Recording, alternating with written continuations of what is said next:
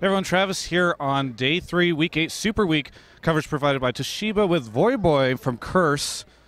Voyboy, you guys went 3-1 in Super Week. You've got a bunny on your team now. Is this the rise of Curse? I'm not sure about the rise, but we're definitely getting back into the swing of things. When we started the season, we had really high hopes. We thought we could easily be a top 3, top 4 team, and for a long time, it felt like that was just completely out of our reach.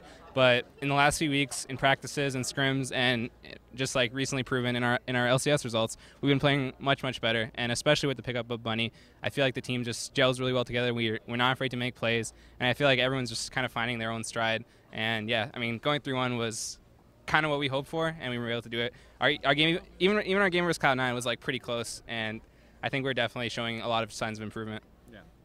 Now let's talk about Bunny, because I interviewed him, I think maybe the first day of Super Week, and he had mentioned that you in particular had been really nice to him, reached out, gave him some advice, said that you guys were sort of in a similar situation. So I'd love to get your perspective on sort of what that interaction was like. Yeah, so Bunny is an amazing League of Legends player. He's a really good support, definitely one of the best that I've played with in a long time, and he's done nothing but impress me. And yeah, he's still in high school. He's finishing up his senior year.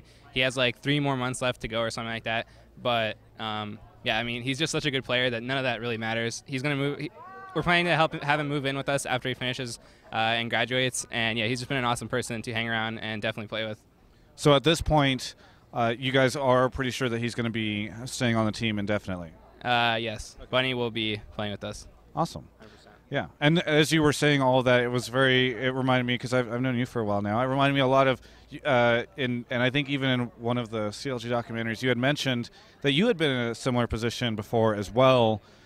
So was there any discussion around like, oh yeah, I know what you're going through, anything like that? Yeah, I just basically said, man, I've been there. If you need any help or anything, like any tips, just feel free to talk to me. And I think that Bunny's definitely like been able to connect with me on that. So we're becoming pretty good friends.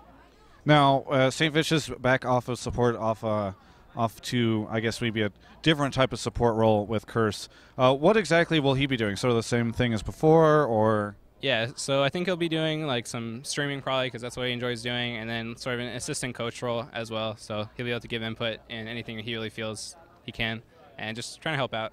And I think some people are asking, okay, now you've got Saint and Zekent, so what's Zekent's role? Zekent's more of like kind of our coach, more manager, and I guess Saint's more like the assistant role. Okay. But we also have Mark, who's like our analyst / coach. So we got a team of people helping us out. You're starting to look like one of those Korean teams that have like almost twice as many people that are like the team than just like the players. Do you think that that's actually like really helpful, or do you think that teams don't necessarily need that? What are your thoughts on having like the whole extra support staff? Yeah, so we don't do like a crazy amount. We're definitely not on like the level of using our resources like to the Korean level, but I mean everyone tries to help out in whatever they can. And for like gameplay wise, it's mostly just like 1 or 2 people helping us out. But yeah, it's definitely nice to have people who would just have your back and are looking out for your best interests. Awesome. Now talk to me, because we're doing this interview right after your match against EG. How were you guys able to pull out the win in that? So we went through the pick and ban phase, and they had 4 of their picks left open, and I was like, well, I haven't played Caston since the nerf, and he's up. Like, basically, it was pretty surreal to watch Caston just go unpicked or banned for like so many of the games, and I feel like a lot of teams were just kind of scared off of him, and I guess kind of we were too in a way. I was a little bit apprehensive about picking him, and I didn't really know his like new damage values or anything like that, but I just kind of went for it, and it ended up working out all right. They counterpicked like the mid lane with Riven, which is really strong in lane, but if you can make it out of laning phase without like falling too behind, and I was actually pretty far behind. Like Pobelter and Snoopy did a good job of shutting me down there, but I was able to just roam around as Caston does, get some kills, and get back into the game. And then yeah, once I hit that late game point, it was just same old Caston, and it felt pretty strong. Now, do you suspect that Cassidy is going to start slipping through a lot more? I mean, we definitely saw him several times this week, or the Super Week.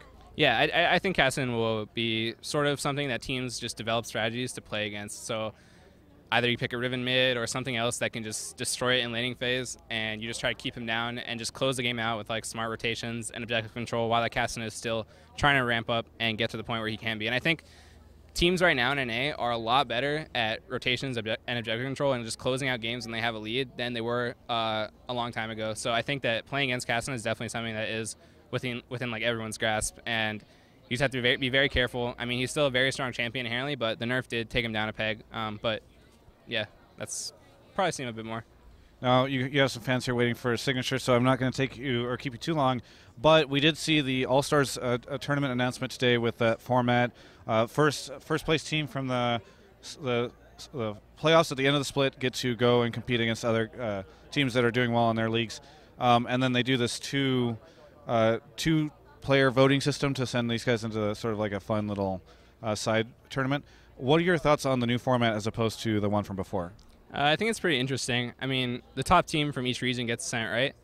Yes. So whoever wins the first split playoffs. Yeah. So basically, you'll kind of have like the international tournament experience where you have like the top teams from each region going to play. So I guess it'd be a little bit reminiscent of like IPL 5 or something like that, where you just have like all these powerhouses coming in. It's not like worlds level, but it's definitely still a very competitive environment. And you also have like that other factor of like the all-star vote and like the fun and just you mix up the teams and stuff like that, which I think is like pretty cool as well. So I think it'll be a really interesting event. I think more like variety in like international events is definitely better. So I think it's a pretty good move.